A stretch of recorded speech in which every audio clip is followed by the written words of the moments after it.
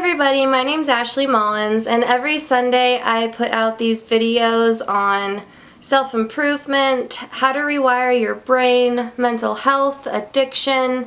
I'll be doing one about the universal laws. I'm sure a lot of you are familiar with the law of attraction.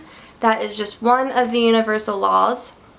So if you find any of that stuff interesting, then subscribe to my YouTube channel, Self-Care with Ashley. I hope that this information helps you the way that it has helped me. I deal with depression and anxiety, so if we apply it to our life, then I really think that it can make a huge difference. This week's video is going to be about my story of addiction. I will be having this mini-series in my YouTube channel called Experiencing Addiction, where I will have an on-camera conversation with recovered addicts, because it's really important to first and foremost show that recovery is possible. And I really want the goal of these videos to be about, one, educating people. There's a huge stigma surrounding addiction, which makes it very hard to reach out for help. And I just really want it to be kind of a cautionary tale to younger kids that may think about trying drugs or anything like that. So I'm going to be answering the questions I'm going to be asking people, because I think that it's only fair that I share this personal information if I'm going to be asking others to. So with that being said, let's get started.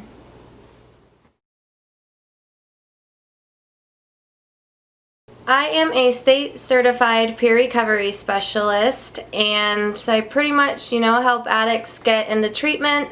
It's kind of like being a sponsor. I just share resources and my knowledge and experience and help people get clean. I started using drugs my senior year of high school. I started out, I think I did Adderall, cocaine. My senior prom, everybody took ecstasy.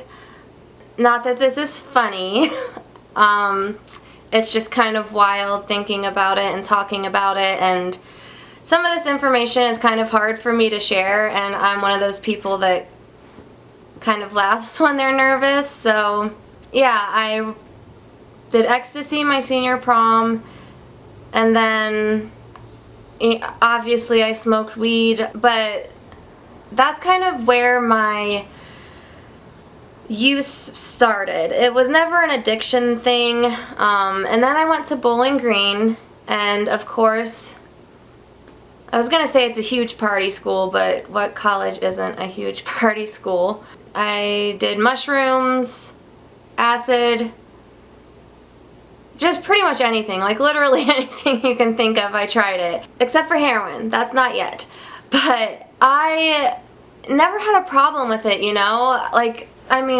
I was never addicted to it. I just used it recreationally at parties, that's what everybody else was doing. And that's not to say I was peer pressured or anything like that. It was just, I was around my friends that I respected. They were extremely intelligent. They're all very successful right now. We graduated in 2012. Some of them graduated the year before, but society has this idea of what an addict does, or just people that use drugs in general. And that's so wrong, especially in college. Everybody's experimenting, and for the most part, everyone there is there for a reason, to get their education and move on to a career. So I felt okay with partaking in all of these activities, because it wasn't like we were in some back alley and not going anywhere with our lives and stuff like that. So to me, it was a normal thing.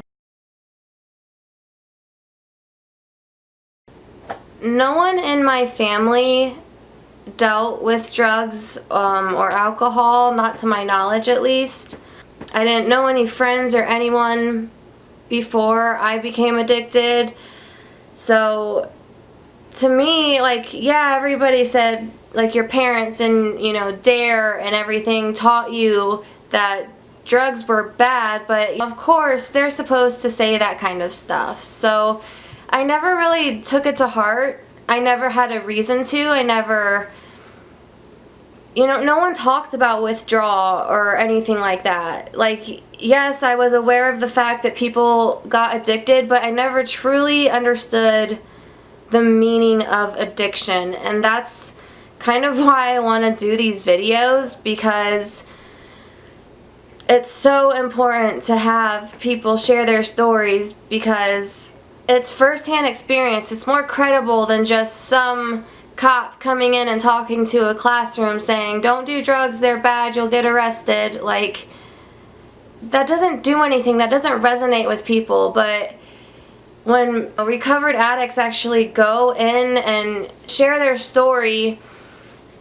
it resonates with people more. And I'll get into it a little later, what I went through, and you probably will think that I'm insane, but that's okay. But you know, if someone told me that stuff when I was a kid, I don't think, you know, I would have been too scared. So I think it's really important that people share their stories, and that's what I'm hoping to do with these videos. I don't think that addiction is genetic. I know there's a lot of research and statistics to back that up, and for some people it may be true. For me personally, like, I don't know what happened to me. No one on my mom's side or dad's side has ever dealt with addiction or anything like that. But I do think that mental health, like, or mental illness and addictive personalities, that kind of stuff I do think is genetic. So I know a lot of people on my dad's side suffer from depression, anxiety. I know bipolar runs in that family a little bit.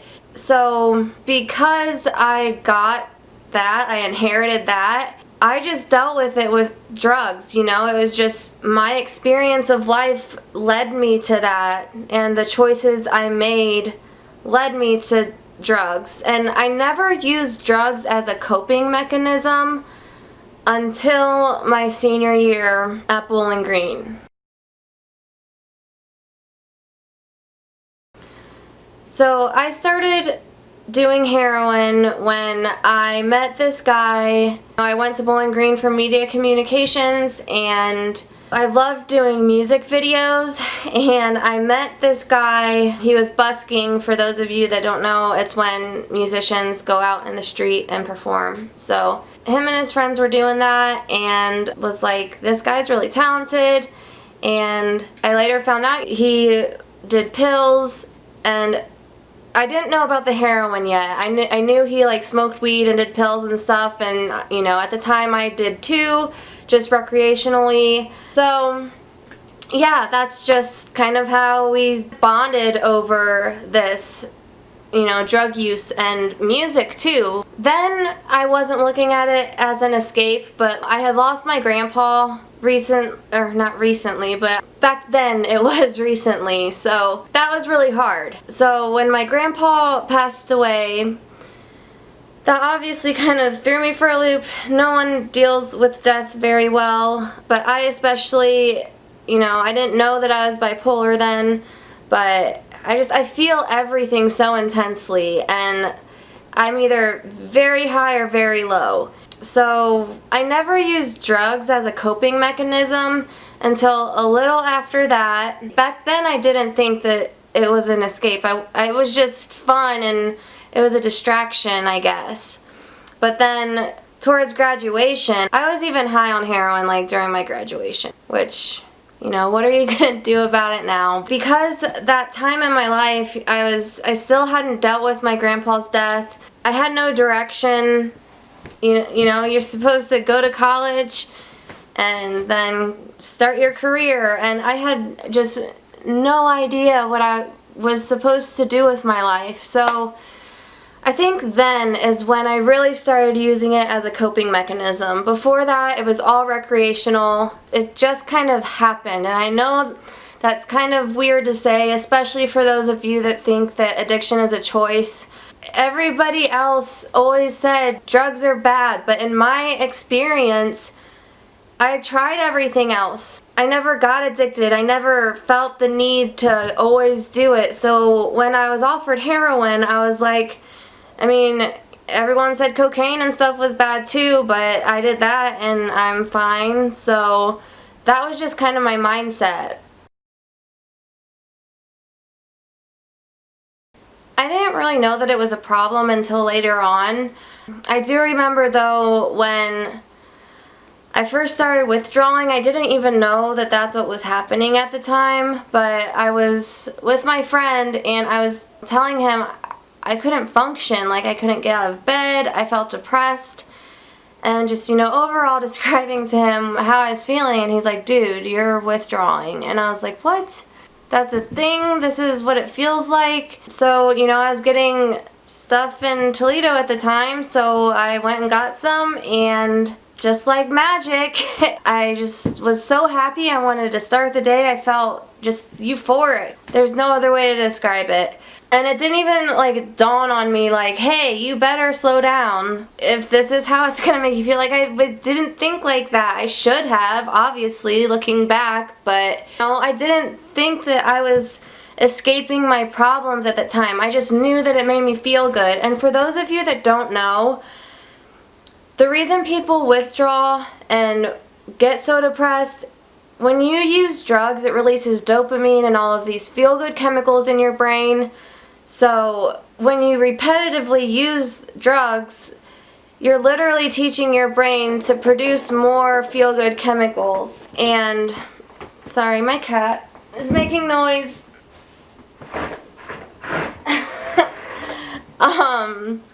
So yeah, it produces these feel-good chemicals in your brain, and when you stop using, your brain kind of forgets how to produce these chemicals. So not only are you physically addicted and everything, it's messing with your brain chemistry, and that's why it gets so hard to quit, and that's why people go through withdrawal.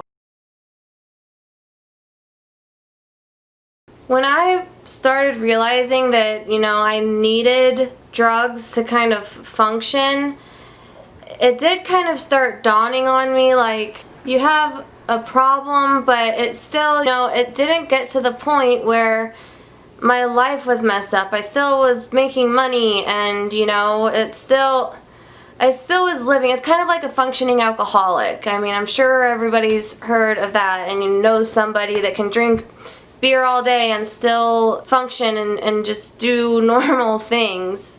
So that's kind of what it was like. Even though I knew I felt crappy, I just was able to get more and move on with my life.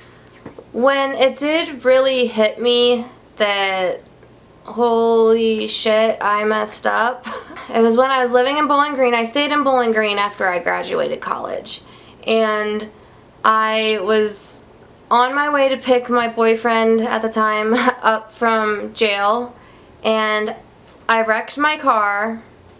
I can't remember what highway I was on. It was like, I don't think it was 75. It doesn't matter. I flew, like, I overcorrected my car and like went into this field.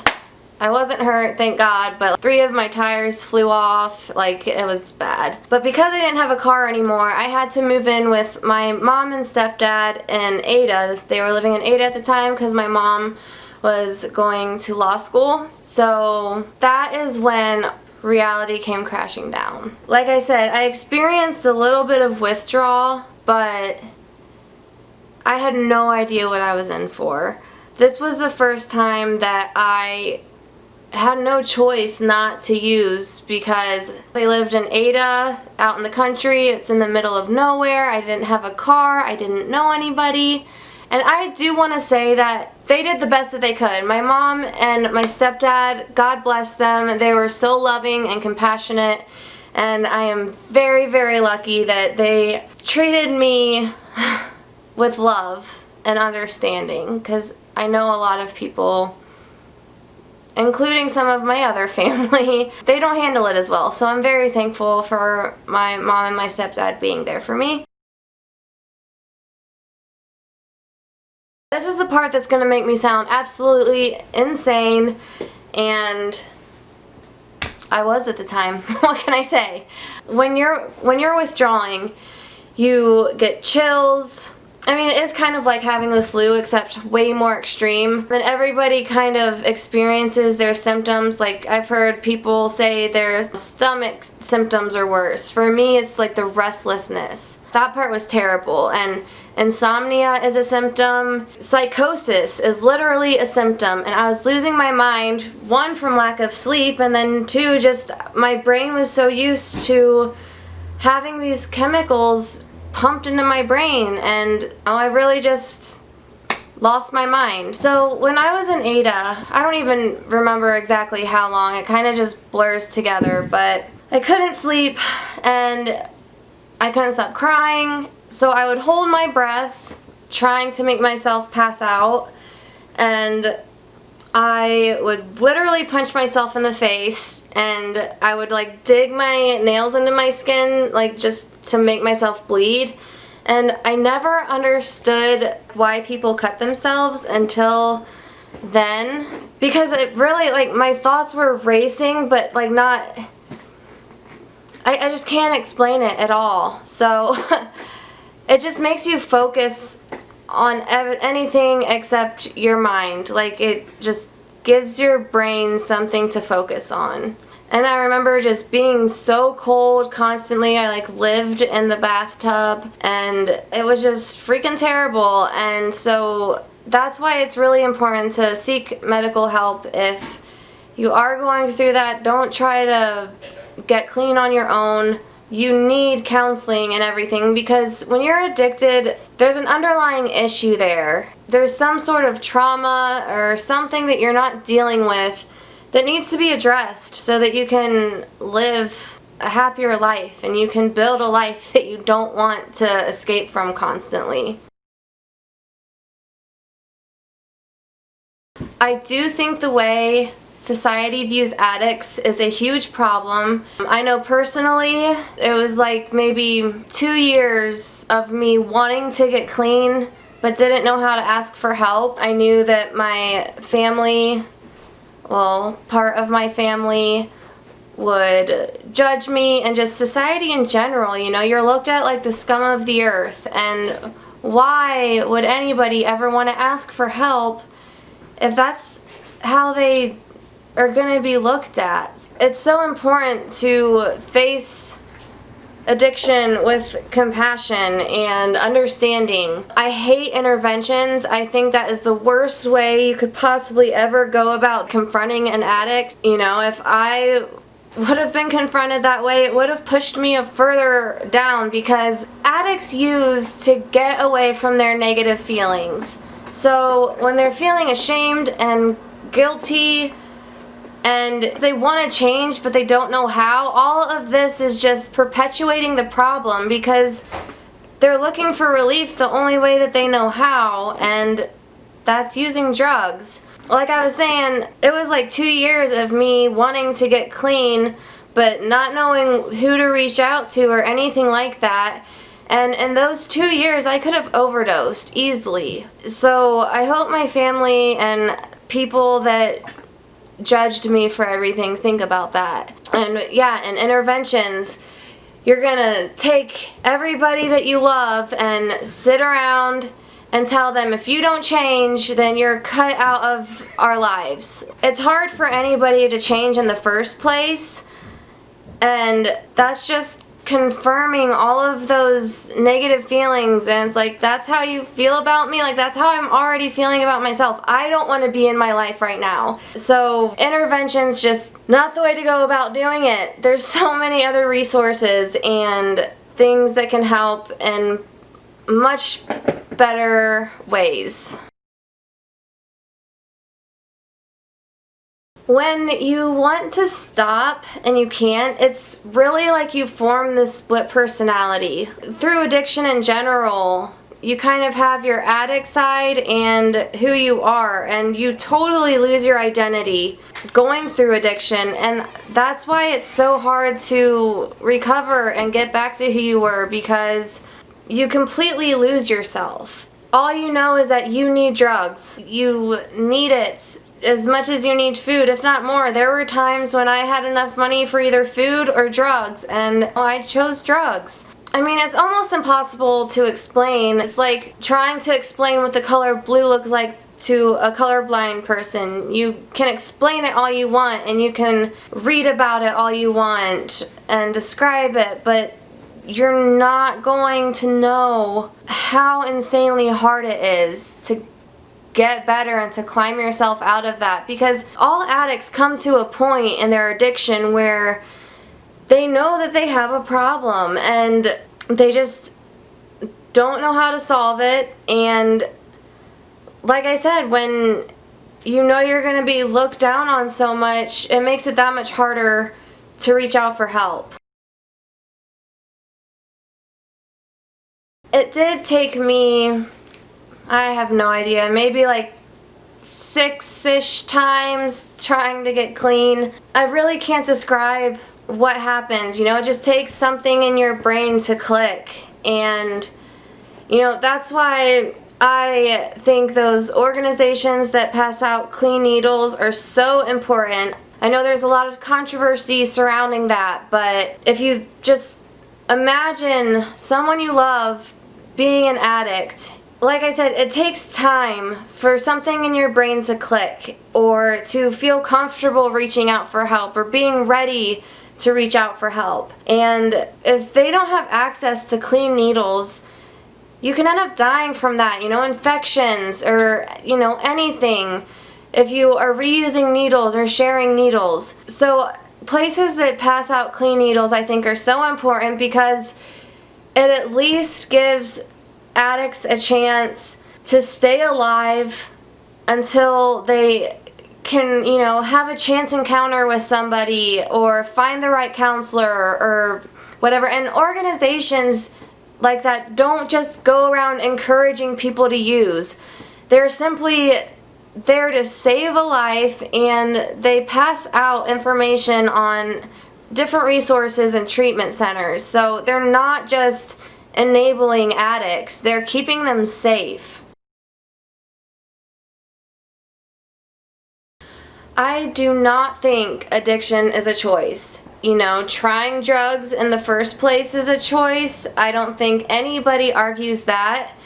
But no one on this planet that has ever been addicted to anything chose that. Nobody chooses to lose their loved ones, to lose their kids, to lose their house. No one chooses to get to that point. If I knew what I was gonna go through, oh my God, I would run the other way when I was offered that. But you do not understand addiction until you go through it. And like I said, I didn't know anybody that was addicted before I started doing drugs. I didn't realize what addiction actually meant. And I'm not making any excuses, but I really didn't know what I was in for. And another huge thing is, maybe for some people, a lot of people, maybe that's a choice for them to try drugs, but a lot of people are prescribed pain medications and their doctors don't warn them about addiction, or they just stop prescribing them. And then now that you're addicted to these prescription pills that you had, you know, that you got from a doctor, all of a sudden you don't have them anymore, so of course you're gonna go out to the streets and seek that, because you're physically and mentally addicted. For a lot of people, trying drugs in the first place isn't even a choice. So please, please show more compassion and understanding. If you know anyone that is an addict, reach out. You can reach out to me, you can reach out to just anyone. There are so many resources, especially now, because it is a huge problem. And in no way am I trying to normalize drugs or experimenting with drugs. Someone had mentioned that to me, and that's not my intention at all. I think that it does need to be talked about more, and people need to share their stories because that's important. People need to know that it's possible to recover and that you can reach out for help. But it's also, you know, like I said earlier, I want this to be a cautionary thing for younger kids, because maybe if someone would have told me or explained to me what they went through or what drugs did to them, I wouldn't have been so curious and proactive towards drugs. So please reach out for help. And Sunday I will be talking to my sister and sharing her story of addiction. And if you would like to be on my YouTube channel and interviewed, please reach out to me on my Facebook, Self-Care with Ashley. Or my email address is selfcarewithashley.v, as in Victoria, @gmail.com. So you can reach out to me on there. I will not put anything on camera that you don't want, that you may think is too personal. So please reach out to me if that's something you're interested, and remember to do something that you're proud of today.